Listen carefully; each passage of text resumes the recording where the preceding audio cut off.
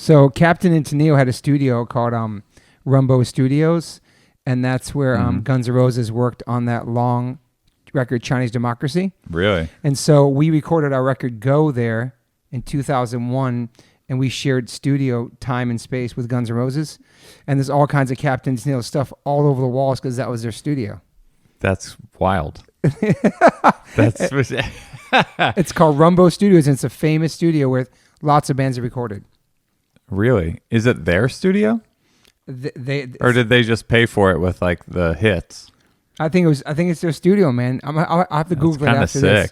Yeah, and so when Axl would show up over the loudspeakers in the whole entire studio, they say, Axl would say, everybody basically get on your best behavior, and he would pull up and he'd come into the studio and everybody just, it was weird, you know, like, and I would see him in there watching football by himself. And when all of us would be talking amongst ourselves, like, hey, who's going to get enough courage to go out there and say something to Axl? It's Axl Rose. You have to say something to him. He had his braids. He had like yellow sweatpants and really like 15-hole docks with yellow laces. He'd just be chilling there like by himself. So every time somebody would go to see and say something, they would come back and, what'd you say? They go, nah, man, I got nervous. And nobody would say anything to him. Yeah. And then one time I passed him and I went to the bathroom and I started looking in the mirror, talking to the mirror like what I was going to say to him when I came out. And I came out, I saw him, and I didn't say anything. What a weird situation. Yeah. You know what I mean? Like there are certain people that just have a different experience than everybody else, and he's one of them, right? Like when you're driving on the highway and then there's a cop, everybody starts driving different. So if you're in a police car, everybody's driving like they don't normally drive. Even if you totally did nothing wrong, you're driving the speed limit. Yeah, you start to slow down. You start to rethink what you're doing. Like, am I breaking the law? How many laws am I breaking? What do I have in my pockets? Yeah, just everything goes through your brain. So they never see real traffic. That's really true, actually. I get so nervous with it, even though I've never been arrested. I've only been pulled over one time. Oh, really? Yeah. I get pulled over all the time. You do? Yeah. I'm just Why always is that? like, I'm always in a rush, but I'm not going like uncomfortably fast, but I'm going faster than I probably should. Yeah. So I get pulled over for that a lot. I would get pulled over for going under the speed limit because I drive super white knuckling. I didn't start driving until I was 33 because I didn't grow up in New York, didn't have to drive. Yeah. So I drive. That's why Vern drove my car today because he drives good. And I have this fear of highways. I've only been on the highway one time, and that was 2 weeks ago. My wife made me do it when I turned 50. Really? Because I get scared being in the middle of the lanes. I didn't grow up here, so driving in the middle of the lanes and being surrounded by other cars, I don't know. I should go get like a therapist. I don't know, something, but it really freaks me out. Yeah, that's crazy. That's crazy talk. I understand. You know what? Maybe it's not crazy talk. We've just like normalized it. We all do it. But if we didn't do it, that's a crazy situation. Yeah, because I started at 33 years old driving, so. I started driving at 22 legally. Legally? You didn't start like 17 or 16? No, I mean, I started driving earlier. Okay. Like much earlier. But like I, learned how to drive at 13. Like I learned how to drive, and that's why I taught my son how to drive at 13 too. Just so like, I don't know. Just to be prepared. You should know how to operate a vehicle. Yeah. If I've learned anything from Die Hard and movies like that, it's that you should have a basic knowledge of everything.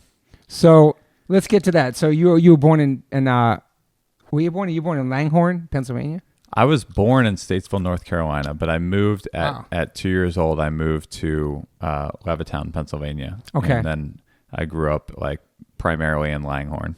Langhorne. Yeah. So you're an East Coaster. Yep. Yeah, it's northeast of Philadelphia, about 25 minutes. So how was growing up for you? You have siblings? Yeah, I have an older brother, Kevin, who is 3 years older than me, and that's it. Okay. And so we had a really small family, and yeah, it kind of made me like a feral child in a way.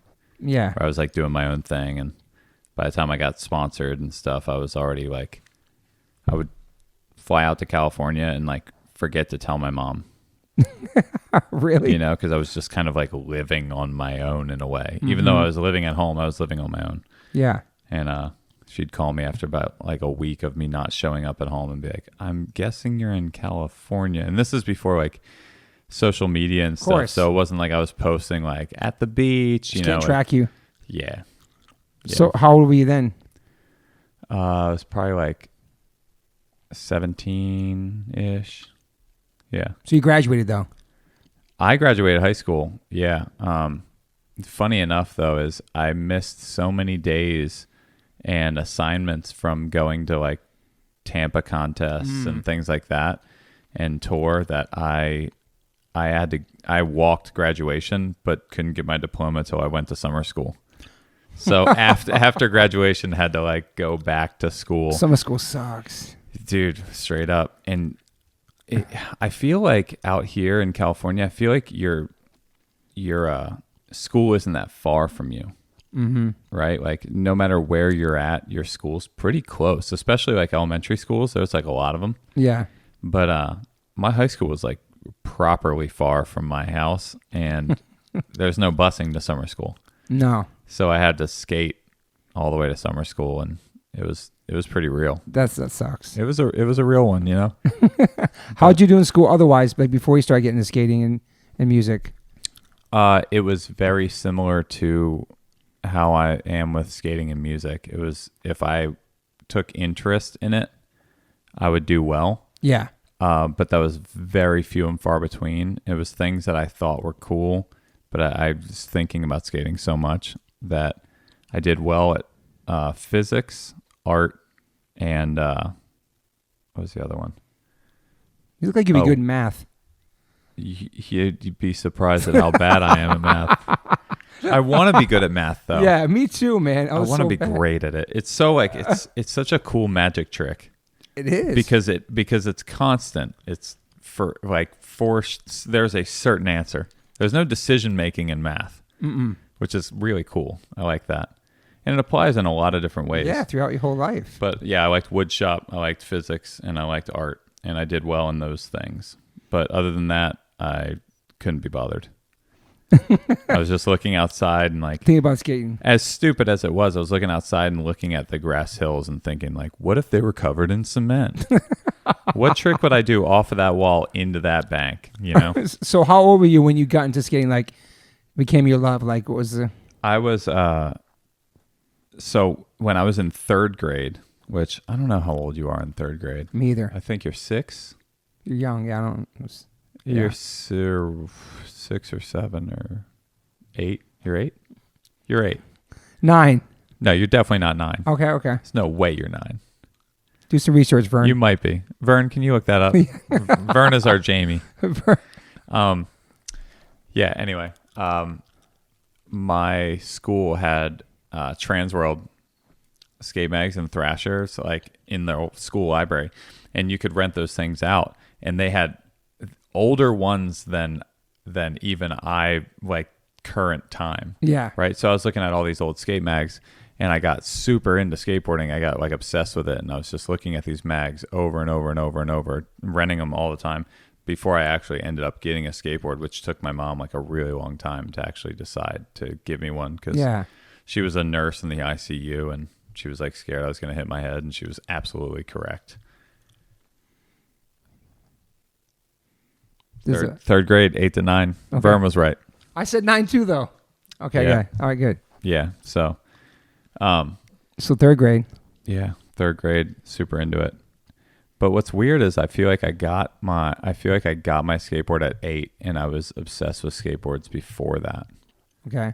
But not from your brothers, just from magazines from school? Yeah, some dude skated past my grandma's house. Okay. And he looked super damn cool. And now when I remember it, it's like all wrong.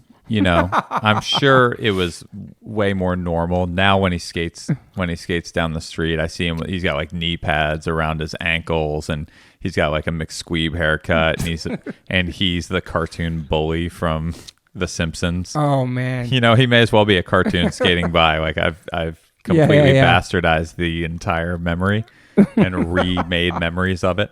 Well, yeah. So, but that's what really did it. I was like, that dude looks so cool. And I loved all the other sports that I was playing. I didn't really like baseball. I would play it, but I didn't really dig it.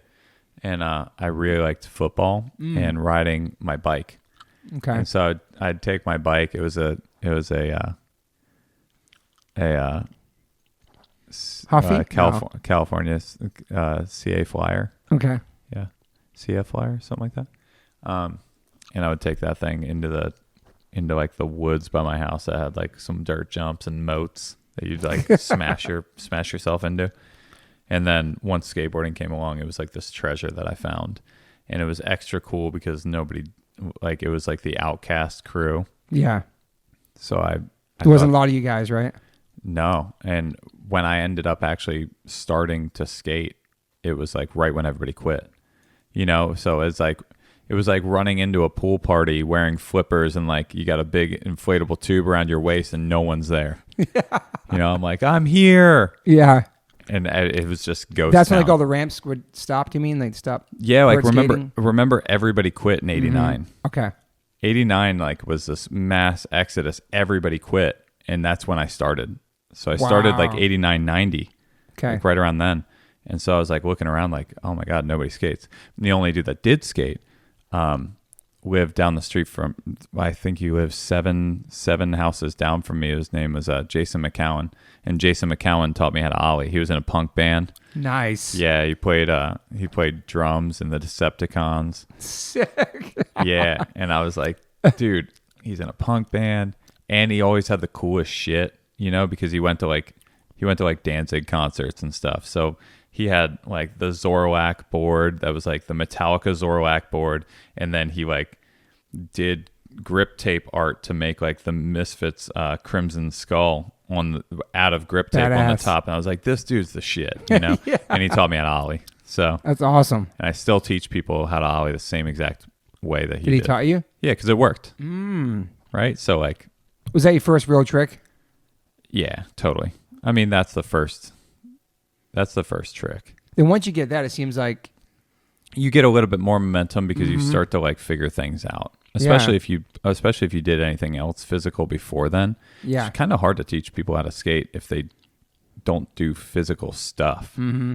But they're like, but I want to learn how to skateboard. And you're like, you might want to learn how to do, I don't know, like throw a football and like you might want to learn how to like do the basic like body movements, running and walk or whatever. Yeah, like a good balance. Yeah, it's going to be really hard to go from like learning coding to learning skating. Yeah, it's true because you're on something moving and it's balance, all that. Yeah. Oh, it's wild. And so like, yeah, once you learn how to ollie, if you know like your body and you know how to make movement, you learn how to 180 pretty quickly. Yeah. And then you apply that same stuff to turning the other way. Okay, what happened here? Especially if you have that brain where you're breaking it down like a little science project where you have like a hypothesis and then you add these things together, you test it, gather the information, alter the test and retest it. Yeah. Yeah. And then if you can find fun in doing that, then you'll get really, really good at skating. It's true. That's almost mathematics kind of in a sense, the way you broke that down. Totally. It is. Yeah. It is. It's definitely engineering. Okay, yeah. Did you get, since you saw the guys like Misfit Skull and all that, were you getting into punk and that around third grade too? Did the music come with the skateboarding? No, it didn't as much. The only reason why is because I was still like a third grader, and so I was very influenced by like Vanilla Ice and MC Hammer. I was like into those dudes, and I was like, "That's cool." I was like, "That's rad." And I was also listening to music on the radio that my mom would play on the in the car. Yeah. And so I was getting classic stuff, classic rock, or classic rock. I mean, dude, you can't escape classic rock in Philadelphia, and also the northeastern part, of I guess that whole zone though, because I feel like Ohio would be the same thing. Yeah, that whole block is really blue collar, classic rock situation, like Springsteen, dude, Springsteen, Warren Zevon, like. All of like the old like arena rock, like Boston, like that stuff. Sticks. Exactly. That stuff was. It's like if you don't know all those songs, you're the weirdest human there. So you got it all into that stuff. But then when my brother got into, all things Danzig. Yeah. And so he would sit, like he'd be in his room and he'd be playing Wolfenstein on the computer that we got like this old old like dome front computer, you know, dome glass.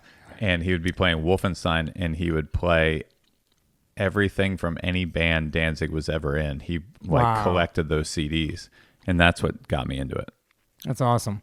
But then I didn't realize that you could like change the way that you outwardly look to the way that you inwardly feel until much later. So I was listening to Misfits and Iron Maiden and a whole bunch of like heavy stuff. Yeah. But I looked like I was still listening to Vanilla Ice and MC Hammer.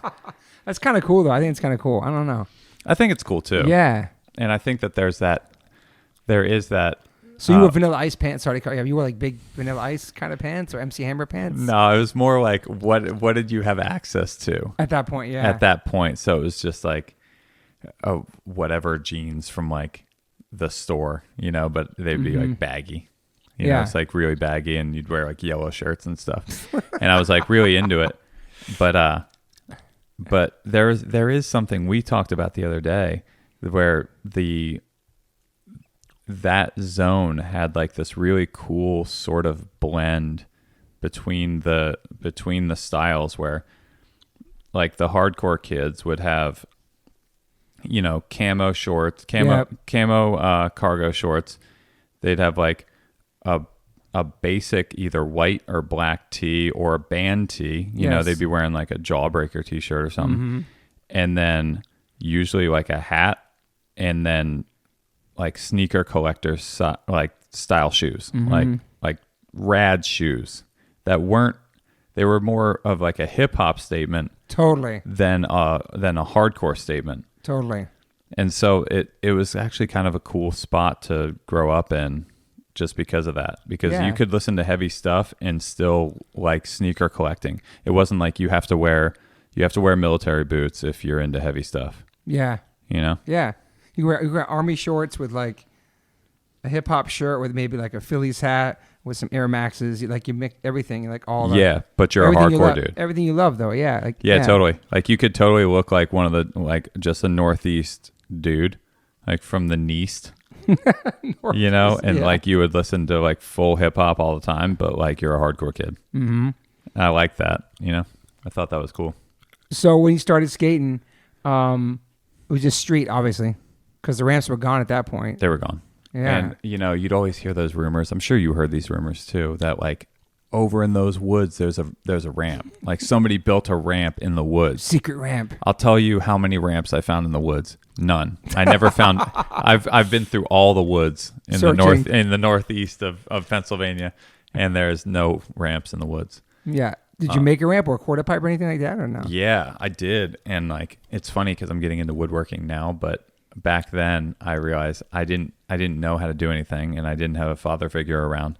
And so I attempted to make a wedge ramp, like a little launch ramp, out of like this really weather beaten up like plywood board. But I didn't know that you put sheet metal at the bottom of the ramp to actually get you up it. Yeah. But I did have a hand planer. And like essentially, for those who are listening who don't know what a hand planer is, a hand planer is like an angled razor blade inside a handle that you scrape, and it slowly like makes like ribbons of wood come off. So you slowly are filing it down, right? Cutting it away, like shaving it. And that's how I got the bottom of this 3/4 inch plywood to be like smooth. Wow. Which that took multiple days. Days of hand planing this stuff. I'm surprised you used sandpaper or something. Yeah, that's crazy. Dude, I did with what I had. Yeah. So was that, how old were you when you made that ramp? I don't know, but I was definitely wearing a Reggie White jersey in the photos of it. I was like, it was definitely football season. There were like piles of leaves all over the like lawns and stuff. It's awesome. And I was trying to do like, I forget what I was trying to do, like backside heel flips off of it into like the grass or something. It was pretty wild. So when you became a skater and got into that music, but also you said you were dressing like Vanilla Ice or whatever, did you start finding people at school, other people that thought like you or into the same things you were once you get into that? Well, this is back when you could tell a skater by their shoes. Okay. And there were like specific skate shoes that you could tell, like if that dude's wearing Vision Streetwear, or like Etnies NTSs, you know, Airwalk, Etnies. Airwalks. Yeah. Like if they were wearing any of those things, you were just like, oh, there's a skater. Like that's a skater. And you were instantly friends. You're like, you skate, I skate. And that was it. And it was just like, we're bros. Mm-hmm.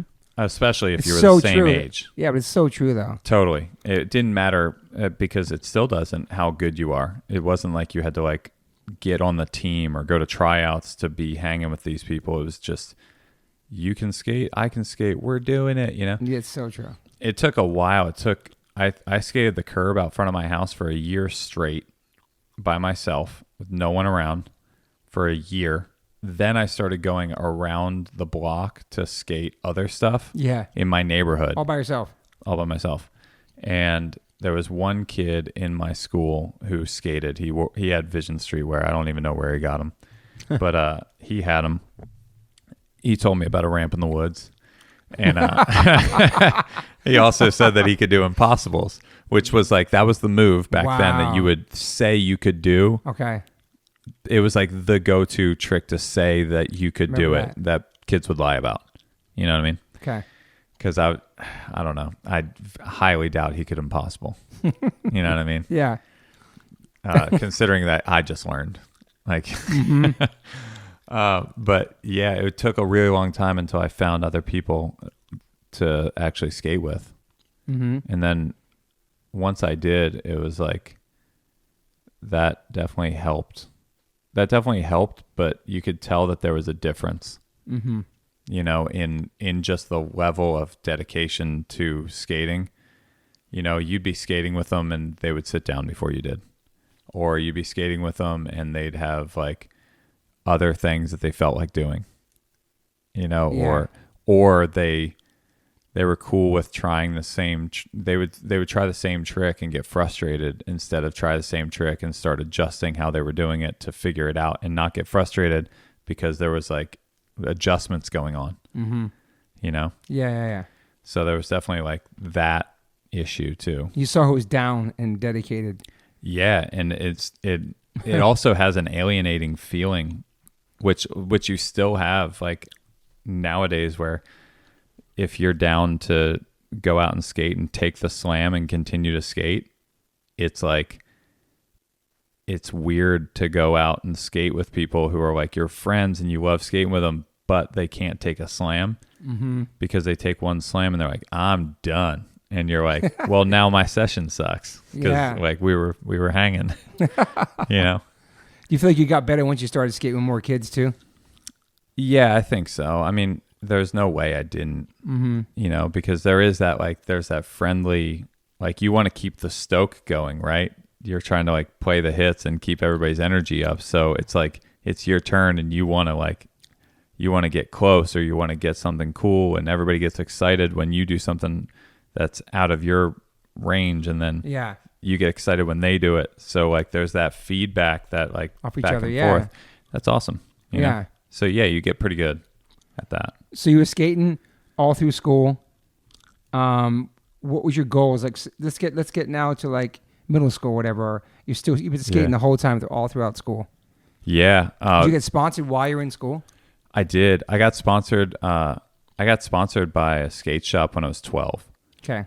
And it was funny because we went to a school and we went to Sulfinestone Elementary School, and there was like team tryouts, right? And there were a couple of us, and we were all skating, and there was I forget, 6 stair out back or something like that. Yeah. And I was trying to tray flip it, and I kept trying and kept trying and kept trying and kept trying, and it took me forever to do it. But I got on the team because of that, like the dedication of trying it. I got on the team. That's amazing. And that was Alliance? That was G-Spot Skate Shop. G-Spot. It we talked about Vernon on the way here. Yeah. So G-Spot. it was adrenaline, 100% adrenaline in New Hope, but that's what I got on, and then within like month, 2 months, it was changing over to a new store right next to my house. It was like right by my house. Okay. So like nowhere near New Hope, and it became this kind of like mecca. The glue that held that skate scene together was like this skate shop, And Is that the one you were involved in too? You end up getting involved in it? Yeah. So like I was just on that team, and they would have the G-Spot barbecue, which was every single year at this one like park zone. Like we'd set up ramps, and it was like what people would look forward to for their summer. It's cool. Like kids in the neighborhood and kids in the area, and it was like a big deal. And it like that type of stuff, like I do miss that. Yeah. Those events aren't happening as much. No.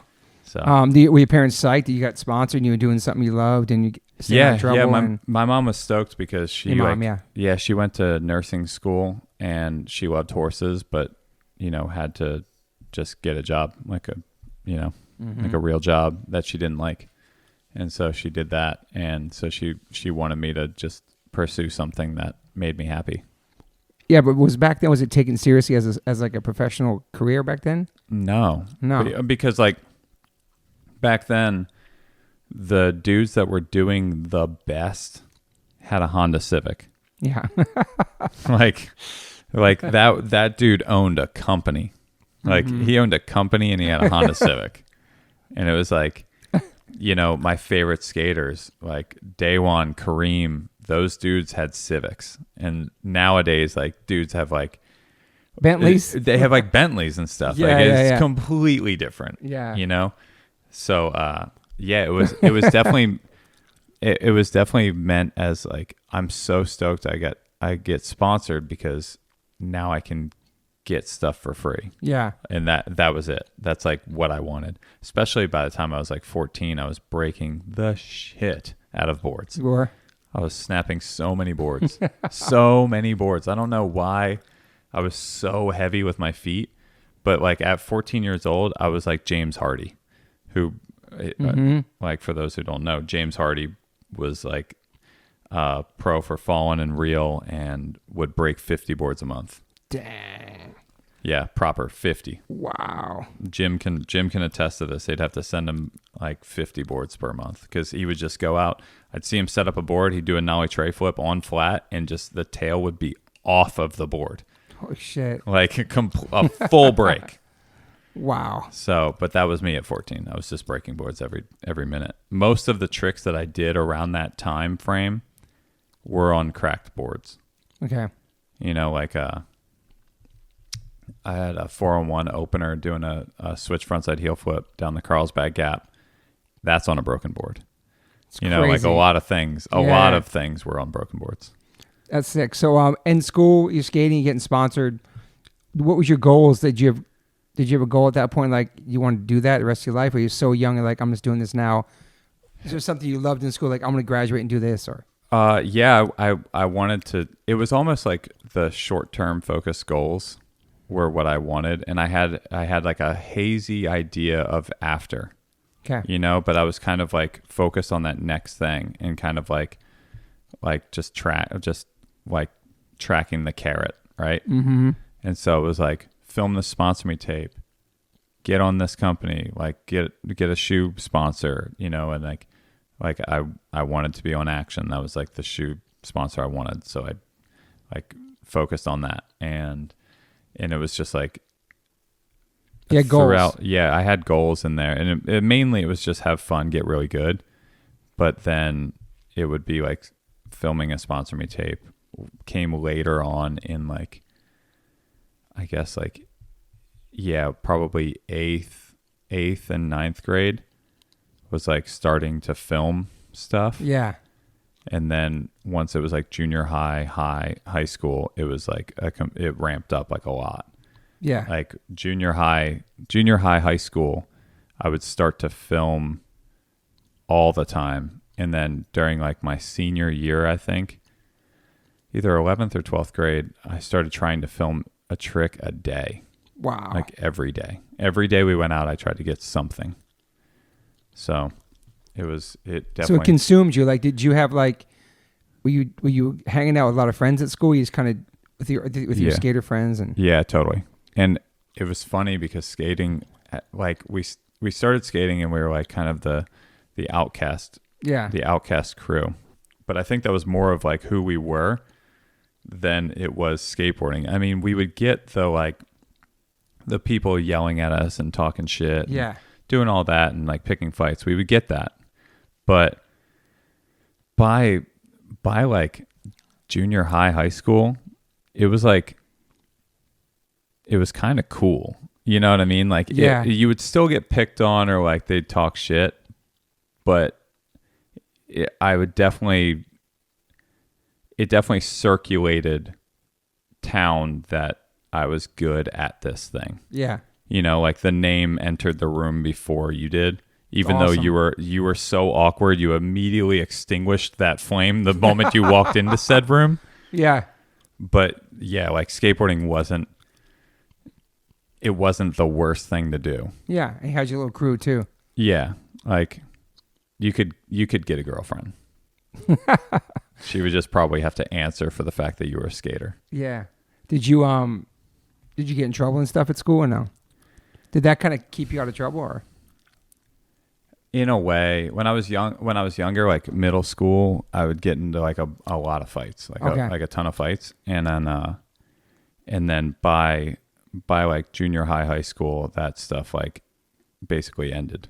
Yeah. You know, and yeah, it would keep me out of trouble because I would just kind of be someplace else, drawing on my books, thinking about skating and not, or thinking about like my girlfriend or something like that. I wasn't getting into trouble. And like, I think middle school was kind of that time to like everything kind of like boiled up. So it was like, I was getting in fights a lot, but I was also getting kicked out of class for disrupting class a lot. That's clown shit. Yeah. Yeah. Just that shit. I got that all out. Like I really smoked the whole pack during that time. Mm-hmm. And then after that, I kind of just like was doing my own thing, you know? Yeah. I think certain teachers could get down with it too. Certain teachers at that point they were kind of like, yeah, I know this type of kid, you know, I understand this kid. And so. Were you hyper? Yeah. I definitely, too, man. I remember the first time hearing my voice on camera, we had to be news anchors for this thing, right? And I was in 5th grade or something like that. And I remember watching it, hearing my voice going, that's what I sound like everybody does. But watching my knee bounce, I was just bouncing my knee the whole entire time. Wow. Which is funny because I'm not that dude. My mind is that. My mind is ADD, is completely ADD'd out. And that definitely didn't help with school either. Yeah. Especially because I didn't like to take medication for ADD when I was in school. I thought that like that stuff was really like, I don't know. It felt like it was really primitive back then. Was it Ritalin back then? Yeah. A lot of people did Ritalin. Yeah. I did Silert, which was like the alternative to. Yeah. But it wasn't good for your heart if you would go on and off of it. And the problem with ADD is you'd forget to take it. Exactly. You know, you'd forget. Mm-hmm. And I didn't have like a routine set up like I do now where I wake up, I walk straight to the sink, you know, like walk straight to the sink, take Adderall. That's where my clothes are. So like get dressed, get ready for the day. And like you have this routine and it helps. But when you're a kid, you're just like, bap. And you just like, you roll out of bed, you kick over some stuff, you go downstairs because you're hungry, you eat Reese's cups and Pepsi. Jolt Cola. Remember Jolt Cola? I never fucked with Jolt. Remember Jolt Cola? That was what was it? Like the caffeine was like psycho, right? Yeah, but like it was like in the skateboard community. That was like the drink. Like drink a Jolt. It makes sense though for how we were. Now it's Red Bull, but back then, like Did you party? So you have to wear a hat. Yeah, I remember that. That's right. Did you party as a kid too, or no? You know what? I got into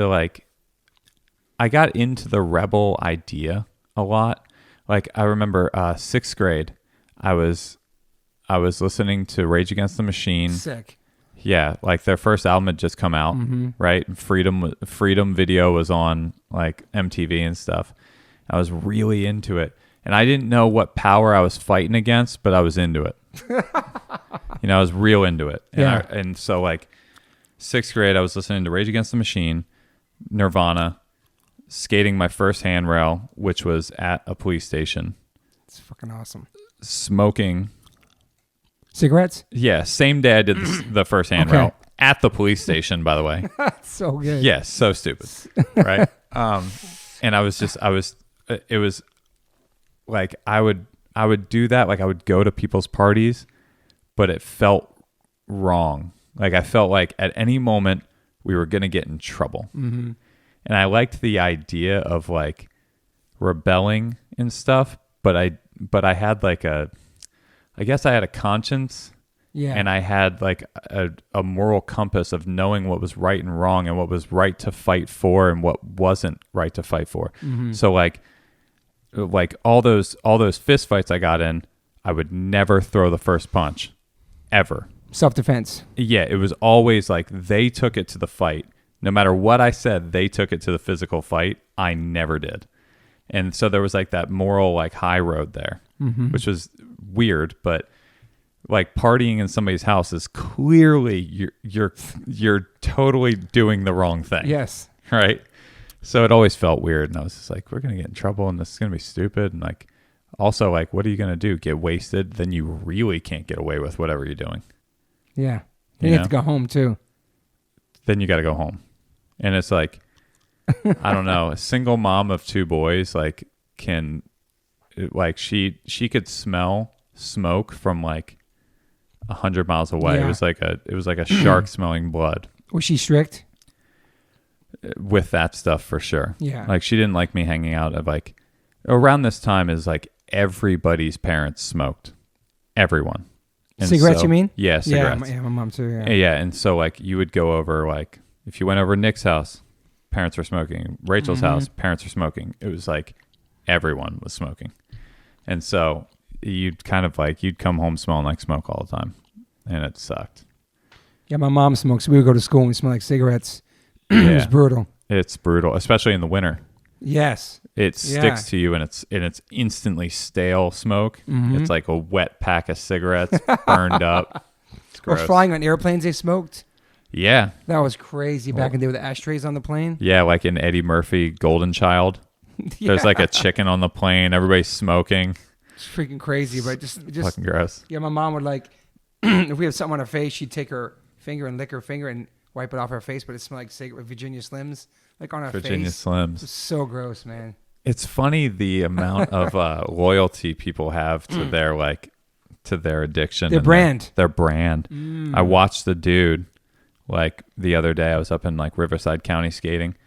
This dude went into no, actually I was in Escondido. And some dude like was in front of us at the gas station, and he was trying to get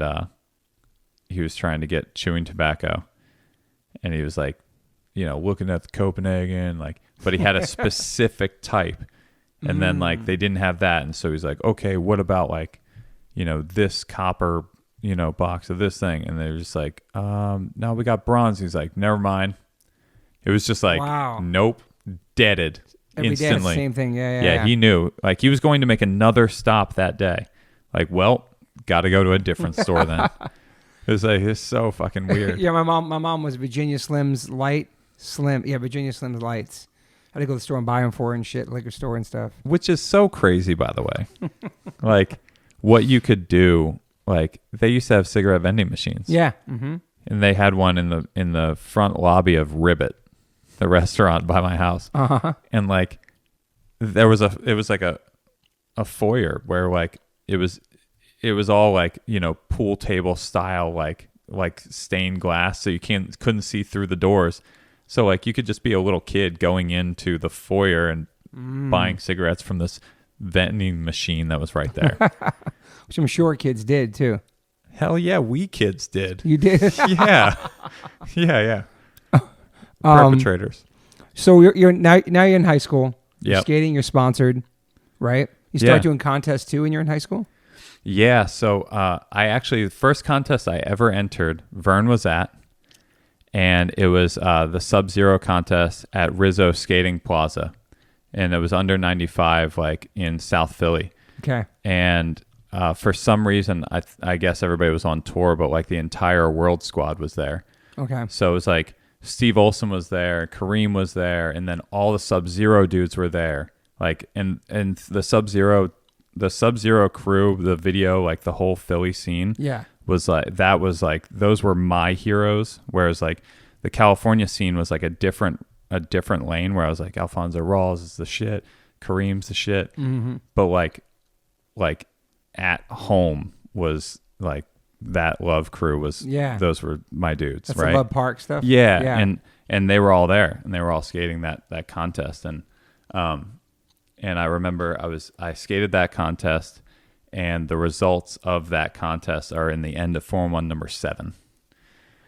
That's awesome. Yeah, which is pretty rad. And I skated with Rodney Mullen that day, and we exchanged tips on inward heel flips because I did them around the back of my leg, like so they would pop up vertically, kind of behind your calf, and he would flick them down the way that Daewon did them. So he taught me how to flick them down. And I mean, I thought I taught him how to do it the other way, but I guarantee he knew already how to do it the other way, right? That's still a great story. Skate with Roddy Mullen, like being that young and stuff. Yeah, and that's amazing. It was pretty sick. And I still have his signature from that day on like a burned up piece of like bum fire trash. I swear. And so that was the first contest I skated. But then I started skating all the other contests around, like at like Washington Township Park had contests, and Method Skate Shop would do contests, and Sub-Zero would still continue to do contests. There were contests at like Magic Skate Park and at Moore Skate Park and all these different spots, Ivyland. And it was kind of like the thing that like you would do, like everybody would go, you know? Yeah. And I heard about Tampa and all those contests, but I wouldn't travel for contests until I was essentially winning all the contests that I would enter, because it didn't make sense. If you can't win your local contest, why would you travel to Tampa where like the killers are going to be? Yeah. Right. And so I started winning all the contests in my area that like I would enter. Then I went to Tampa and got just demolished. Wow. Yeah. It was like, it was a real wake up, like of like you, if you had a little bit of confidence, like bring it back down. How old were you then when you went there? Still in high school? 16. I think, yeah. Something like that. Yeah, probably 16. Does your mom take you when you're that young, or you just grow with? No, I went with Alliance. I got on a board company called Alliance, and I got sponsored by them at Warped Tour. Sick. Yeah. And which Warped Tour was that? If I was on that one. Oh, jeez. 99 or 98 or just started then, I think. 90. Well, that would have been 97 probably. Yeah, maybe it did start there early. 97, 98. Okay. Somewhere around there. I think Sid was on that one maybe. Yeah, 98. It would have to be 98. Oh, you don't know? Look it up, Vern. Yeah, it would have to be 98 because 49mm sieve. Only because I graduated in 2000. Okay. So that would make sense if it were 98. Yeah. So 98 like was right around that time. I got sponsored by Alliance and I went down with them. Why at the Warped Tour? You skated at the Warped Tour, one of the ramps, or no? So at that point they had like a little street contest. Of course, okay. And if you won some other stuff, like if you got like there were other contests that led you to the Warped Tour. Okay. So like if you got first at this and you got first at that and whatever, you would make it to the Warped Tour. You would make it to the Warped Tour, right? And if you did good at the Warped Tour, then you got flown out. Like all the winners of the Warped Tour got flown out to skate against each other in Ontario, California at the Vans Park. Wow. Yeah, and so that's huge. Yeah, it was pretty intense too, because the lineup was pretty heavy once I got there. Okay. You know, and it was people that you'd know the names of today. It was like PJ Ladd was there and Colt Cannon was there, and it was pretty. People looked up to it, admired, and peers and stuff like that. Yeah, it was like the first time of like really seeing them, other than like PJ, who I saw PJ at Skaters Island contest in Rhode Island. Okay. That park was really good, and this is right around when Converse got into skating the first time, right? So they had like a big team of like Shanny and Kenny Anderson was on, and Felix was on, and all these dudes were on. And it was right around that time, and PJ was like on Converse. And it was the first contest I saw where they let you skate your run, and you had like, 50 seconds or something. And then if you landed if you landed your last trick, you could keep going until you fell. Ooh. And Homeboy went forever. The guy did. Dude, PJ went forever. And he was doing like kickflip feeble grinds down the handrails and stuff. Wow, it was, man. I forget how long his run ended up being, like a minute and a half extra, maybe. Holy shit. It was wild, dude. He won like enough. He won enough to win the next contest. Just like everybody's fighting for second after that. Wow. Yeah, it was pretty real. So when he was at the Vans contest, it was like, oh, dude, this guy, this dude, man. So how'd you do out there in Ontario? I don't remember. I think I probably did okay enough, but I didn't have a contest mindset. I wasn't like, these are the moves that I can land for certain. And then also, these are the ones that are the most impressive with the least amount of work. Okay. You have to have that mindset of like, what's gonna set me up for speed for that? How many tricks am I gonna get in the line? Does that actually make the right impression? Are these tricks good enough, or is it not even worth? Is the juice not worth the squeeze? Yeah. I didn't have that. I was just like, yeah, I want to inward heel that pyramid, and it's like, you sure about that? That might not work, but like, I'm going. Did you have friends with you out there, or from the Alliance? Right. People from Philly came out there with you. You weren't just by yourself, like with some peers. When I went down to Tampa, I went with Alliance. Okay. And that was just with the Alliance dudes. And that was the first time that I was with dudes that like actually smoked weed, like real smoking weed, like where they would smoke weed every 20 minutes. And traveled to someplace without your parents, probably without your mom. Yeah, totally. Sure. Yeah, totally. Yeah. And it was just like. It was just a couple of the dudes that were on Alliance, and Brian Mace, who owned Alliance, who was a sweetheart, and Jake Lewis, and that was our crew. And we went down there, and it was actually it was a great time. Mm-hmm. But we stayed at the Howard Johnson that was right down there, and luckily we had already packed our bags and put everything in the van on the last day of the contest, because it turns out that the keys worked on every door. Oh, and so everybody's room got robbed that day. That's crazy. Yeah. Like, what in the world? Your hotel key works on every single door. Sketchy, man. Like, that's how Tampa of you. That's super sketchy. Yeah. Kona wasn't there. Kona was Jacksonville. That's what we were talking about coming down there. You stayed there before too? I did. You know what? Kona was that park that was like 70s park. And I didn't actually end up going to Kona until I was on like a really weird tour. I don't know if it was Circa or whether it was like a dwindle tour, but we did a couple of very bizarre tours where kind of like if you went on tour with like a bizarre list of bands where you're like, I don't even know how I'm here. Yeah, exactly. We did some of those tours where it was like a grab bag from this brand and this brand and this brand. It was like these dudes. And it was like, this is bizarre. But you ended up skating there. It was great. Yeah. I loved it. But I skated Kona. They had a pretty good street course, actually. It for the snake run. That's what you know Kona for. But they had a pretty good street course. But that's awesome. What was the first park you went to? Crofton Skate Park in Maryland. Is near Baltimore. Was it Ocean City, Maryland? No. It was Crofton, like near Baltimore-ish. It was like an old beat up skate park. Oh, really? Yeah. I gotta Google it. Yeah, at Crofton. And then there was also we skated in Waldorf, Maryland at All Skate. That was like the team, the first kind of team, not sponsorship. They kind of started giving us free stuff in Maryland. Really? It was All State, yeah. That's and then sick. I skated Cedar Crest in Virginia Beach. Never went. Cedar Crest. Yeah. There's a documentary about it. Just came out about Cedar really? Crest. Fred Smith's in it, all these people in it. It's awesome. Oh, I'm going to check that out. Cedar Crest. You know Cedar Crest, right, Vern? And then Mount Trashmore. That's funny because that's really funny that your first park was in Maryland. The first skate park I ever went to was in Maryland too. It was? Yeah, it was in Ocean City. Ocean City, Maryland. Yeah. Ocean City, Maryland had it was like a blue snake run and they had a blue vert ramp. And that was it. That's all they had there. Is that Crofton? Yes, dude. What is that? Crofton. Yeah, Crofton Skate Park. Yeah. Getting after it, dude. Yeah, that was the first time I I went to want a to skate check park. out, dude. Yeah, that's apparently Maryland had it. I mean, we when I moved to Maryland, I moved to St. Mary's County, on like 1983, there was no skateboarders in my town. It was all rednecks. Yeah. Confederate flags. There was nothing about punk rock there. And I moved there with my brother Todd.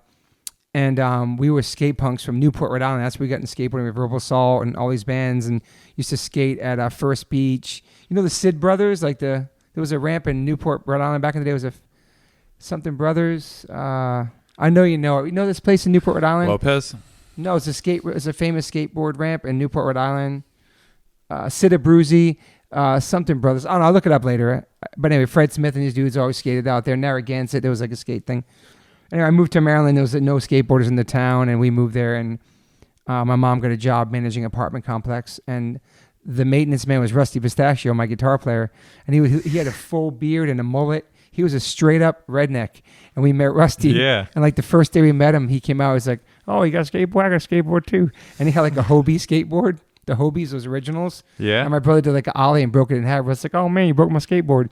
And then we became friends with him. Oh man, you broke my skateboard. And then we showed him big boards with rails and all Dude, that stuff. Speaking of big boards with rails, my neighbor across the street has like a mint Vision Gonzalez over there. Wow. I swear, like complete. And he goes, "Oh yeah, my parents like brought down my old skateboard from like their garage," and he shows it to me. I was just like, "Oh my, you have got this some gold, yeah. Yeah, you've got gold. Wow. Like, don't get rid of it. Just hang on to that." That's crazy. Your neighbor, it's so random. Yeah, right there. Your other neighbor has a quarter pipe we just saw. We thought it was your house at first, yeah. Yeah, the massive quarter pipe, right? Like big one takes up the whole driveway. I had a Gator Rogowski in almost amazing condition, man. Really? I got a picture of him. So at the Mount Trashmore, it's a famous pro contest. It was in Thrasher magazine. Yeah. Cab, everybody's there. Somehow I had a Kodak Instamatic camera, and I said I was from a skate zine, and I was like 15, and they let me on top of the deck. I have the most incredible photos of just me, Tony Hawk sitting next to me, Cab, Krishna Soy, everybody. I had him sign all of them once I met him later on. But in my photo, I have all these sick photos. Tony Magnuson trying to do the highest air against Krishna Soy. Yeah. You know what's really cool about Gator that? was there, yeah. Cool. What's really cool about that is that some dude knew, like, he was just like, he let you go just because he thought he liked the tenacity of you. Like, I don't know, man. Oh, this dude's so rambunctious. He's like, he's saying had he's a from faction shirt on. Yeah, he's saying he's from like a mag. He's got this instant camera. Like, dude, fuck it, you're one of us. Get up here. It was scary, You know? and to go and to climb up that ramp and be on top and stuff was like, it was amazing. Totally. Yeah. You know what? You're right. There's a difference of being on top of a ramp when you know how to get down that ramp. Like, you could drop in, and then when you can't, you get up on top of that ramp and you want to have like a safety harness. You feel like you're an iron worker. Yeah. Right? And It's scary, man. You should be harnessed in, because what if you step over that other end? Or the worst is the ones that didn't have the deck rails behind them. Like the ones we made in Southern Maryland. They had no backing to them with some of them. That is scary, man. Oh, that's... About falling off backwards. It is not... yeah, that's not advisable. So we moved to this town, and then we started... Rusty took a bunch of wood from the wood chick. He was the maintenance man. And we built this quarter pipe, which I'll send you a picture of. And we just had a big anti-sign that said no BMX. Because back then, it was like BMX and skaters. It was some weird thing in the 80s. I don't know what it was, but we wouldn't allow it. And so we had this sick quarter pipe. Rusty got fired from stealing the wood from the wood shed and making the ramp. And but we became, obviously, the rest is history is in the band. But he turned his mullet into a mohawk. And, nice. he had like a Fiat, and we cut the roof off, and he wrote Mohawk. Skate Death and Anarchy on the side. And we drove around, rednecks called us names, and we did like skated like the little curbs around the town. And those are good times, man. but now the skate parks. My point is now the skate parks there. Yeah. It's a whole skate scene there. Not because of us, but we were the first ones to step foot in that area and skate and have be punkers and shit. Well, it's funny because most places in America, like at least were redneck zones. Yeah. You know, and so somebody like in every single place has that story.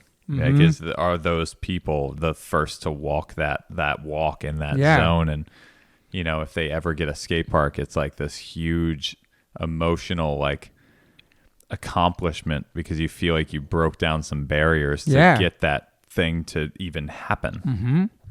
And when I lived in Newport, Rhode Island, it was during the America's Cup races. And there was this street called Thames Street, and they were called the Thames Street Banks. And there were these banks that would all go skate. a whole bunch of us. And during the America's Cup races, an old lady was walking. People were skating, and a board came and shot and broke this lady's ankle. Oh. So she tried suing the city. So then we get to the banks the next day. We knew nothing about it. And there were chains all around the banks. We're like, what's going on? And then there was signs saying skateboard was banned during the America's Cup. So this is kind of, looking back, it's kind of cool we did this. I was super young, but me and all my friends, we had a petition. We went to City Hall. I got pictures of us all there. And we all kind of, not protested, we went and we fought. And we got the law taken out. Oh, so we could skate again, yeah. That's cool, But before not knowing that, my mom sent me down the street to get her Virginia Slims at this liquor store. And when I got to the corner, this cop pulled up and said, excuse me, can I talk to you? I was a little kid. I had to have been like, I don't know, like 13. He said, can you get in the car, please? I was like, I had no phones. I'm like, what do I do? He goes, just get in the car. I was crying. I was all by myself, getting my mom cigarettes. Yeah. They put me in the cop car. We came around the corner, and there was another skater, and they picked him up too, and he got in the car, and I kind of knew him from the neighborhood. I go, what's going on? And they like skateboard's been banned. This is before I knew it. I get to the police station, there's all these skateboards piled up, and all my friends are in there. The guys in verbal assault, like all my friends are in this. Well, everybody's just like, what's going on? Wait for our parents to come pick us up. They took all our boards away from us. Oh, but it was scary. That was scary. That was the first time, like, I don't know. Yeah. It looks like I need some coffee, man. Very chilling. Anyway, back to you. So you only skated street the whole time in high school? You never, because there was no ramps. There weren't any ramps, and then also like, well, you know what? When I was younger, there weren't any, and so I was just kind of skating whatever. But then, probably once every year and a half or so, my mom, like, I'd have to be out of school for some reason. Yeah. You know, like a doctor's appointment, and then my mom would have to call out, and she took me to Cheap Skates. Okay. Cheap Skates was kind of far, but it was but that was the spot, right? Mm-hmm. Like that was the shit. And so I went to Cheap Skates a couple times in my like formative years. And then after that, Ivyland opened up, which was like, I forget what it was called, like Extreme Sports in Ivyland or something like that. Which was the park that I kind of like grew up skating. Okay. And this is back when like there weren't skate parks everywhere. Mm-hmm. And so if you were a street dude that showed up and you could skate transition as well, then like a California dude would know instantly that you were from some place that has weather. Okay. Like you were stuck in a skate park during the winter. Yeah. You know? Mm-hmm. So I kind of like started skating those, and then I would also go to like Frank's Ramp in Andalusia, and I would skate like people's backyard ramps. Like how big, like 12 footers? No, like 4 footers. All right, mini ramps. Okay. Yeah, full mini ramp. Like, okay, yeah. Oh, because that was next. That's right. They got rid of the big ramps and they got street. Then they brought back minis and jump ramps, launch ramps. Yeah, I wasn't made for vert stuff. But also the vert ramps back then were like tame. Like Tom's River Skate Park had an 11-foot vert ramp that just went vert. Like it barely went vert. Okay. And it felt like a big mini ramp. It was really fun. That's sick. And I can skate those vert ramps. Yeah, those are cool. Yeah, Cedar Crest was like 2 feet of vert. It was scary. Oh yeah, just dropping in on that, and the coping was like cement coping. Oof. And it was metal. And when you slammed, you really slammed. That's like we skated the Washington Township skate park, and they had a metal ramp, and it was outdoors. And dude, in the summertime, like if you fell, it was scraped your skin, instant burn, like burn, like real burn. That's gnarly. Yeah, it was bad. I wonder why they started doing metal ramps, maybe because of weather and dude. Yeah, and also like the transition is even. It's really hard to get weather will mess up the wood. Mm-hmm. And it was probably just easier to get a good transition on metal and make it last forever. Yeah. It was extremely loud and extremely hot. It was. But like you'd also... It was faster. It seemed fast and smooth, and I don't know. They were great in the shade. They were excellent in the shade. They were terrible in the sun. When did Skate Light come? Oh, dude, like last year.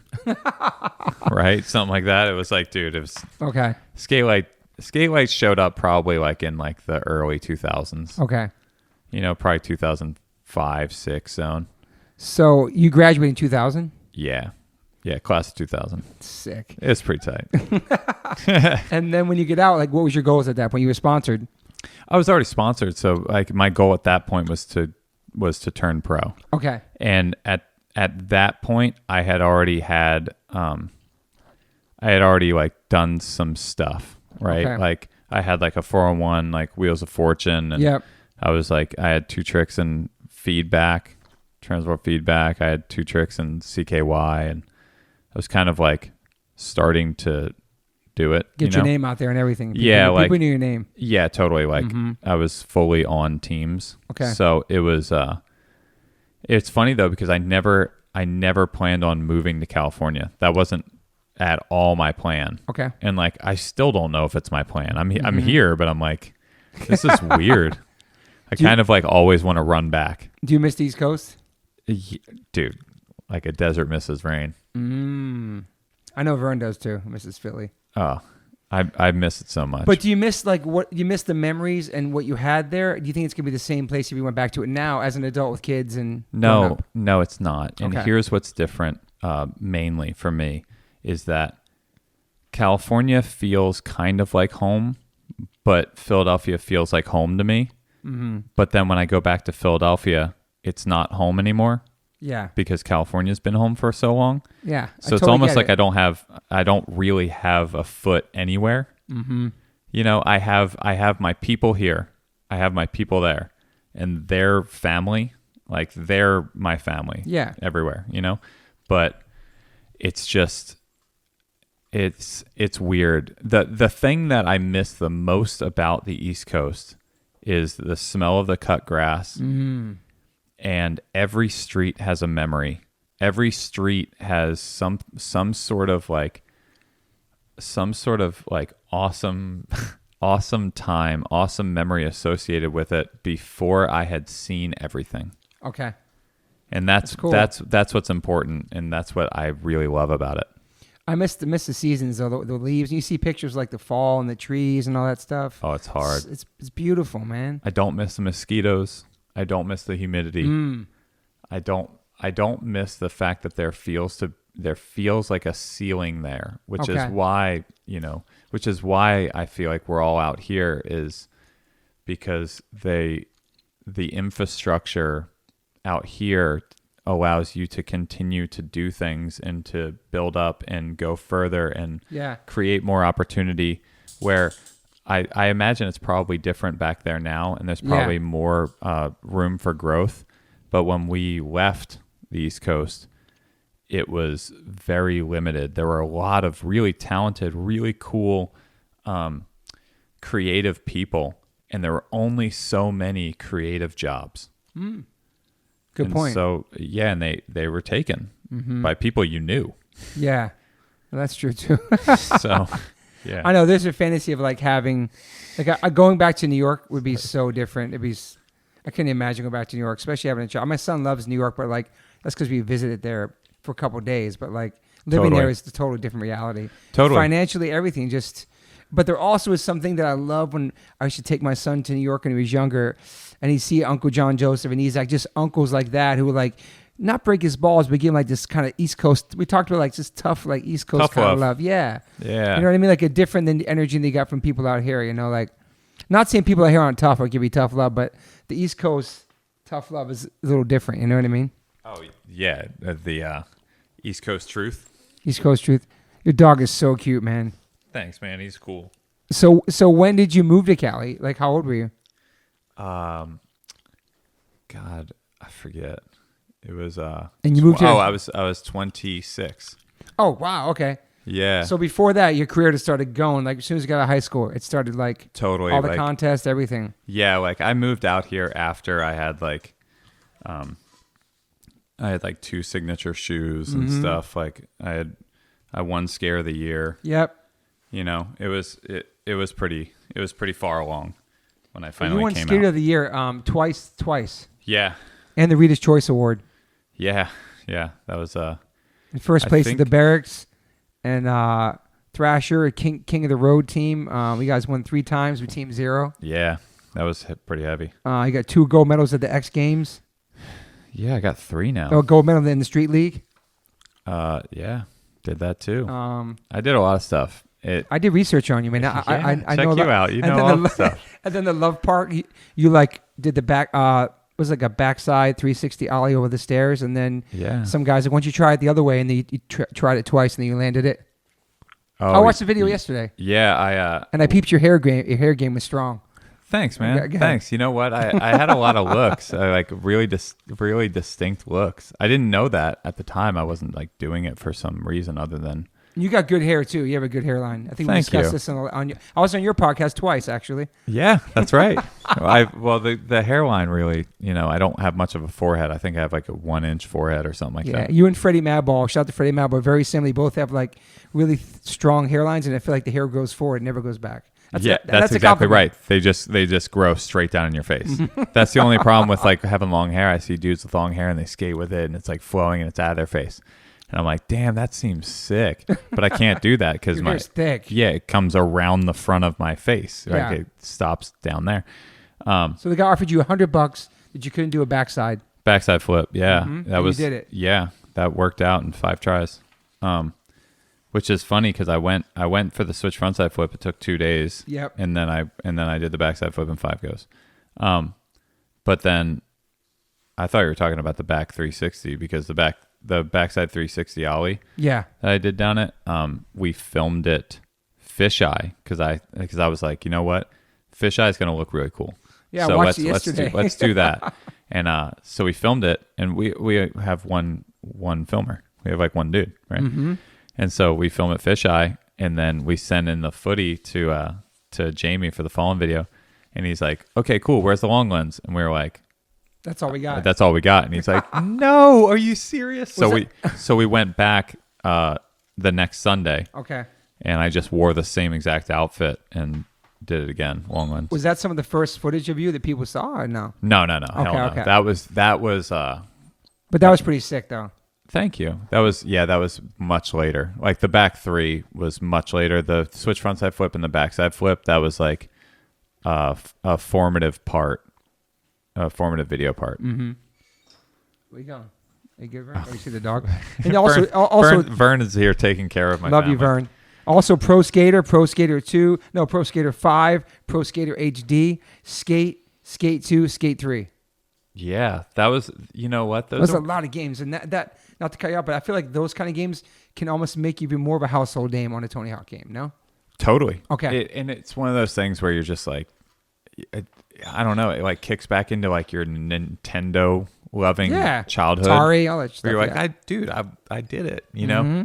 You like, there are these things, these marks that you check off as like a accomplishment or like a big deal for you. Yeah, like that matter for when you were a kid. Yeah. You know, like, or your kids could play it. They could play you in a game. Totally. And it's really hard to unlock my character because I'm not good at games like that. Okay. Like I'm good at 2D. 2D? Yeah, like I can play like Mario and Zelda. But that's cool though. To have a video game, that's pretty amazing. Right? Yeah, you want to be a cartoon character and you want to be in a video game. Those are like childhood. And Tony Hawk, who was like legend, obviously. Oh, what a good name. Yeah, that's a good name. What a brilliant name. And it's a real name too. It's not like a stage name or anything. Totally. Yeah. It's so cool. We were in streets for some reason, H2 Oregon on Street Skater or one of our... Yeah, and it was really good for us. I remember that happened. Like one of our songs. Everybody was in Street Skater, maybe. Yeah, that was a huge deal for us. Everybody that was in THPS was like, I think it changed like the music game too. Like dudes started selling out shows because of like that one song that was in.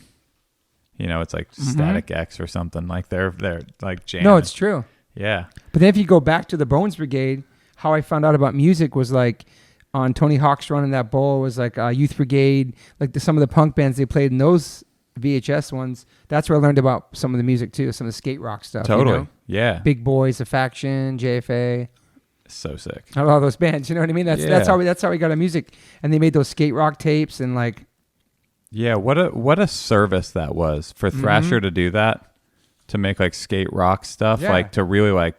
Anchor in music and skating really like helped push that culture and keep that culture moving forward, which I think that culture really does work hand in hand and should continue to work hand in hand. Shouldn't be some like like mercenary situation where you're on your island, they're on their island. Yeah. You know? I think the punk rock went hand in hand back then, but then later on, as I saw skate videos, and we got into like the 90s and 2000s, it was more hip hop, which I thought was awesome too, because I love both. Yeah, and also it's cool because it's variety, and it's showing like because either no matter what, you're gonna be like as like a skater, you're gonna be kind of punk rock, and you're gonna want to do the opposite. Like in Finland, where it's like metal is like the music. It's like the music. When you meet like a lot of the skaters that would come out of Finland back when, like, you know, the mid 2000 zone, they would be like really into hip hop because that was like punk to them because it's like that's where metal comes from. So they would be hip hop, rebellious in a sense. Rebellious in a sense. It's kind of sick. So now you're out of school and skateboarding it's pretty much your full time. Yeah, it's my gig. Yeah, so then you pretty much realized at a young age that this was going to be your career. Yeah, and you thought about it as a career back then, or just?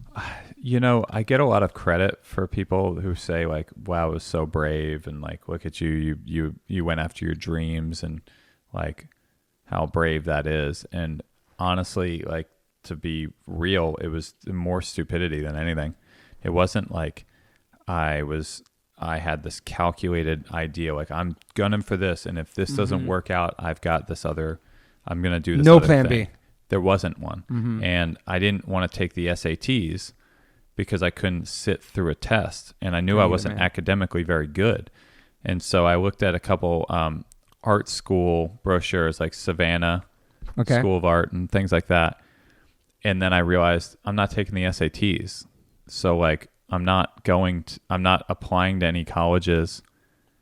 I'm gonna do this. And then I figured like I guess like I don't even know if I even thought about anything else. It was just skating. Yeah, it was just skating. But you saw like you knew what you wanted, you had goals and everything, you know? Yeah, I had goals with skate stuff. Like I really liked the idea of being able to design my own skateboard decks and being able to design stuff. I would draw shoes, and I would do art a lot. Like in school, I would do a bunch of art, and it would all be skate based. Like we had to make a teapot, like in ceramics, and so I made a teapot that was an action shoe. It was the Kareem Campbell kicks, and there was black and yellow pair, and you'd pull out the tongue to fill up the thing with water, and then put the tongue back in. That's awesome. But like that's how everything was. I'd do stained glass pieces, but I did a stained glass piece of a toy machine monster. So awesome. Everything was skateboarding. Everything was skating, and so. Yeah, the art went hand in hand with skating, and I just knew that I would be far into that, and then, you know, I guess probably in the back of my mind I would have wanted to work for a brand and design skate stuff, the art side and stuff. Yeah, because like there's a couple different lanes that you go with art for skate stuff, and it's kind of like there's a lot of freedom there. You don't have to do.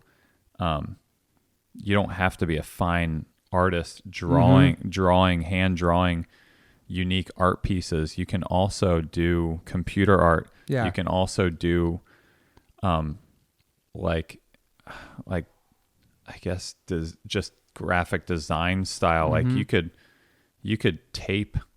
Like right now, what I'm doing with boards is I'm making my own.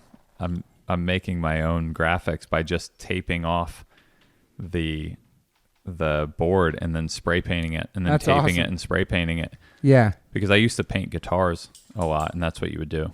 Just tape it off and just make your own designs. Tape it off and then you'd make your designs and then you'd spray it, and it was cool. Did you love the competing side of being in I thought it was fun. Because some people don't like it. They're like, I just skate to skate. Obviously, it's fun. We always have a competitive. Yeah, there's vibe. A little bit of a competitive gene in me. I think almost a lot of people, depending what it is, you know. Yeah, especially when it's something that like you're having fun doing. Yeah, and you're passionate when the competition isn't I'm not good enough if I don't do well. Mm-hmm. You know, it's like, I don't know, like a guitar battle or something would be fun if you were really good at guitar. Like you'd just be having a good time with somebody else and like riff for riff. But when you started winning them, did you get like not addicted to that high or feeling? Was your goal only to win when you did it? I mean, yeah, I guess so. The goal was to do great, to do really good, do your best, and to feel that good that I did. Not because I was number one, but because I would think about the tricks that I was able to accomplish during that time, and how that made me feel, that high, that rush. Yeah. Each time you landed and you knew you landed, and there's another trick in your mind, and you go and you do it. Like that was awesome. And then I never ever skated a contest thinking about the prize purse. Okay. It was always about the trophy. Whatever it was, if it was an old boot with a plaque on it, I wanted the boot. Like somebody's got to get that item. Mm-hmm. I want to get it. Yeah. And that's what I would skate for. Wow.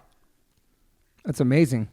Yeah. You have a lot of boots, man. You got a lot of different. Dude, yeah, it's kind of, there's a lot actually.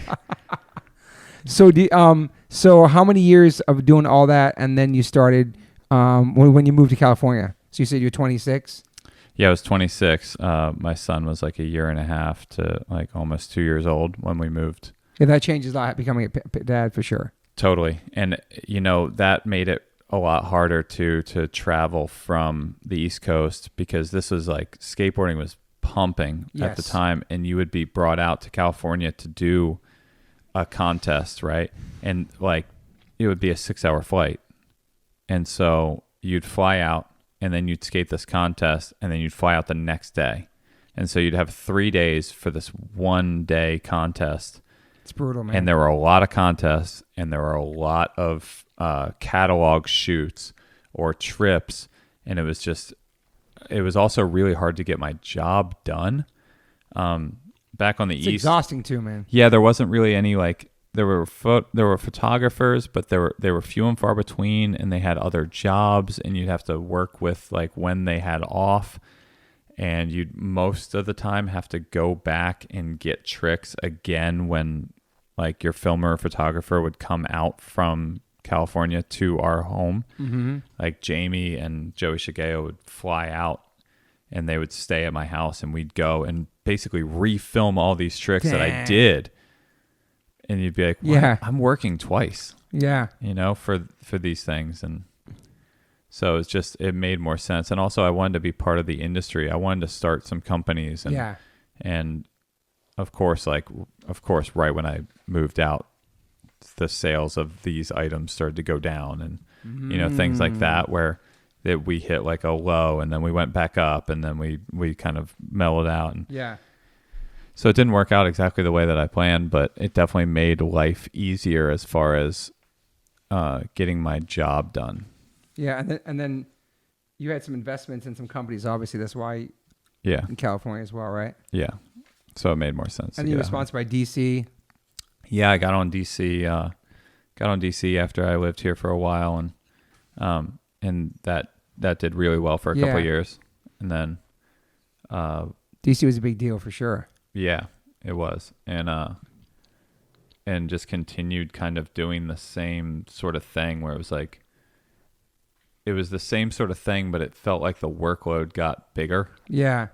Where it was like you were filming video parts, and you were skating the contest, and you were doing the interviews and the catalog shoots, but you were also designing product a lot more, and you were also now doing interviews and stuff for things that are non-skate related, like the Wall Street Journal. Wow. And you're doing like press things, press days and stuff. Yeah, press days, and like the hustle got harder. The hustle got really weird and really hard and really heavy, and it kind of like, it was definitely burning the candle at both ends. Yeah, it burns you out in a lot of ways, and you have to like kind of come to one day and go, man, I haven't skated in the street in like a while. Mm-hmm. And you haven't skated with other people Yeah. with that's not contest related in a long time. And I kind of like realized like, dude, whoa, like what is going on right now? I started seeing things as like points, and can I do this within 3 goes? Like how many times do I have to do it, and what's it going to score, and does it make sense? And then I was like, okay, I probably should like step away from the contest mentality for and what year was that? That was like not that long ago. That was like during Street League. Were there any contests that you're the most proud of you won? Or are you happy with all of them? I'm really happy with all of them, Yeah. but like the ones that come to mind are like, winning Scare of the Year, winning That's huge, man. Reader's Choice, and Street League and King of the Road. Those are the ones that are like the best. King of the Roads were ruthless because they would push everything to the limit. They would push everything that you had to the absolute point of like, okay, like this is a trick I didn't know that I could do. Should I get him out of here? No, it's chilling. It's awesome. That's a trick I don't know that I can do. Yeah. And I do it. And then right after it is another one, but it's completely different. Okay. Mm-hmm. So like now I'm skating a spine, and then I'm going to have to Casper slide some manual pads somewhere, and riding a 3-man skateboard down a set of stairs. Dang. Yeah, it was weird. Were there contests that you didn't win? You bummed you didn't to this day? You think about it? Like I could have did this better or a different trick? You know what? I've never won Tampa. Okay. And I know why, because it's a run format. Okay. And I've never been good at runs. Okay. And I could win a run style contest locally in my area, but that wasn't me winning. That was more other people losing. Yeah. Yeah. Yeah. Because I go to Tampa and like dudes have like routines like ice skaters. I don't have that. No. I get out there and I'm just like, dude, I don't want to mess up. I'd rather keep it tame, and then I keep it too tame, or I go too hard and I mess up on everything. And so it's like, yeah. When you became a dad, that changed your perspective on like maybe you said like maybe less skating and more investing in businesses and more future stuff and not as much as I should. Yeah. I definitely like there's a high that skateboarding gives you where it's really, really hard, especially when you make skateboarding who you are. Yeah. And your validation for who you are is based upon what you've done and what you can still do. Stay relevant and stay with the times. Yeah, and also it's like your self-worth comes from it. So like if I go out and have a bad day skating, then I feel like I'm not as good.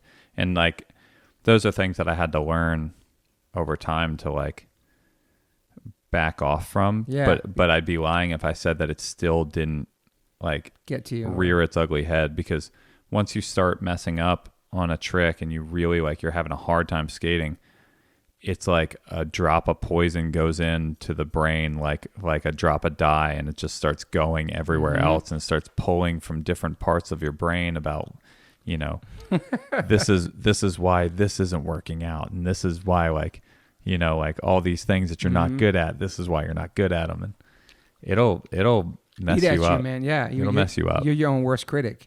Totally. And so it's interesting, but if you look at the glass half full, skateboarding really teaches you so many things. Like we all as skateboarders know marketing. We just know it. I don't know how, but we know it. Yeah. And we know graphics and what looks cool and what you'd want to buy and what is like what fits there and what doesn't. It's just like these things just come to you. It's interesting, right? No college, you just know it because Totally. you're marketing yourself. You become a brand in a sense too. Precisely. You're branding yourself, and you know how to market yourself and who to cater to and all that stuff, and yeah, you kind of know your audience, demographic, all that. Especially when you're essentially playing yourself. Exactly. You know, like we're not playing a character. We're playing ourselves. So all we have to do is continue doing that, playing ourselves. And then we know like anybody who likes what we do is like us. Yeah, exactly. So if we think it's cool, they're probably going to think it's cool too. Yes. But when you're doing interviews or like and getting publicists and doing all that stuff, that's a different road of not people from the skateboard world. You know what I mean? That's totally, like which is weird, but I think that we stay the course. You continue to play yourself, and it'll weed out those people that are watching that. They can easily not watch that interview if they're not like you. Yeah. Just don't watch it. And you've always done that, just stuck to yourself and just always been you. Yeah. Stay true to yourself and skateboarding. It's much easier. Again, what kind of like it's not that I'm so brave, it's that I'm too stupid to play anybody else because it would take too much effort to continue that lie. You think that's helped you 100%? Absolutely. You know, because I mean, you reap what you sow, right? Like, you know, the grass is always greener where you give water, right? Yeah. Whichever side you give water to. And that's really like, you give water to being yourself, and that's all you'll know. Like, or I might have been able to have 12 million followers and be an actor and all these things, but I would have had to be somebody else. Yeah. And no, I love that, man. I love that. Yeah, it would have been. It's a reality that I don't know could have existed, and I'm happy with the one that does exist. Yeah. And you came a long way with skateboarding, just all doing like that yourself. Right? Yeah. Yeah, I've like hung out. I've sat on curbs with some interesting people and had some great times. So yeah, man. Skated with your heroes, met you know what I mean? Like travel the world. Totally. Took care of your family, do what you love. Yeah. Jumped around, still jumping around. And I love that you started skateboarding by yourself. You know, they had the magazines that you could look at. It's funny. The magazine thing is like those moments. I'm sure it happens to you too. There are these moments like where you see, like, say you see like the album art of an album that was really influential to you. Like you open up the booklet of like a cassette tape, so that the art that you never see. Because like you always see like the front cover, but like you remember the inside. Love it. You open it up and you get that feeling again. That's like, it's true. Yeah. Collage of pictures or the thank you list, just all that stuff and all that. Yeah, I love it. It's exciting. Yeah, I love that stuff. I mean, you have a crazy passion for music. I do. And you play guitar and you're self-taught. Yeah, and I mean it shows. No, I've seen some of your videos shredding, man. You can play. How old were you when you started that? I didn't. You know what? I started later, right? Yeah, it was later. When I was a kid, I got like a couple guitar lessons from this dude named Jim at Music Unlimited, and it was basically like, this is how you play "Plush" by Stone Temple Pilots. Sick. And you know, it was a really basic stuff like "Three Little Pigs" by Green Jelly and Green Jelly, yeah, Green Jelly. That's Jelly. random. That band, I remember that Green Jello, right? So random, right? Yeah, like, but I learned basically like to use my index, middle, and ring finger on my left hand, and I never even used the pinky yet. Okay. And I stopped taking lessons. I probably took like 2 or 3 lessons from that dude. And it was just like, basically, here's how you hold a guitar. Here's how you pluck these notes, right? He was a great guitar teacher, though, I swear. And and then I kind of messed around here and there because I love the idea of hearing a sound in my brain and then trying to figure it out on whatever instruments around. Yeah. Making sounds happen with your own hands is important. And so I didn't actually get into actually trying to learn songs until I was probably like 20 years old, somewhere around 20. Okay. And that's when I started like learning Kiss songs and stuff like that. That's awesome. You know, but I didn't start even using my pinky finger until I started getting into Children of Bodom and like metal stuff that you would actually have to use your pinky for. Yeah, you got into that later, right? The metal stuff, or no? Yeah, that was probably around 23, 24. and that's when I started using my pinky finger It's crazy. to like play, which is funny. But like, I still don't know how to do all that stuff. Like I can play it a little bit, but I don't know how to like properly sweep, you know? And when I watch videos of it, I've basically developed this bastardized version that I have to untrain myself to do to learn the other way. Yeah. So, But it's cool. You've always been in music and all types of music. yeah, I think it goes hand in hand with skating, and also there's like a savantism to it. Yeah. Where I'm checking a note about. Keep talking. I'm checking a note about you. About something about hip hop about you. Hang on a second. Yeah, like there's like a superhero like sort of quality in music where I can name like almost, if I know the song, I can name it in one note instantly. You put it on, I know it. Like I know what's happening right now, even if it's like. See, I don't know. I don't know that, and I'm in a position for 25 years. That's embarrassing. Like I don't know that. I don't know notes and stuff like that. I really don't. Well, I don't know the note. I'll know the song. Okay, yeah, but like, but still. But it's funny. Like it does still seem like magic though when band members are able to hear a song being played. Like the Children of Bodom dudes would like between songs, Yane would start to play like some song on the keyboard, just like messing around, and it would be like Umbrella by Rihanna or something like that between songs. And the other dudes would like try to listen in and be like, what key is that? And then they'd walk out and they just play along with it because they figured out what key it's in and they could play along. Yeah, I can't do that. And I'm just like, I don't understand that at all. Yeah, reading music and stuff, I never learned that. Yeah, that stuff's crazy. But I know you love hip hop because you had a nickname called Cold Tang. Yeah. Yeah. Yeah, I had a. So what was that up to? That was so funny. So we touched upon this a little bit earlier in the interview. I had you would have your outfit be whatever you could get your hands on. Totally. Right? Accessible. And so it was almost like there was like a ghetto boutique to it, right? Where if you had a pewter necklace, that's what you flossed because that's what you had, right? Whatever you have. Yeah, and so I had a white shirt that had a big Wu-Tang logo on it, and in the center of it, and it was airbrushed. Okay, mind you. It's even cooler. On the front, it just said Cole airbrushed in yellow and a white T-shirt with like black outline. On the front chest, like left pocket zone.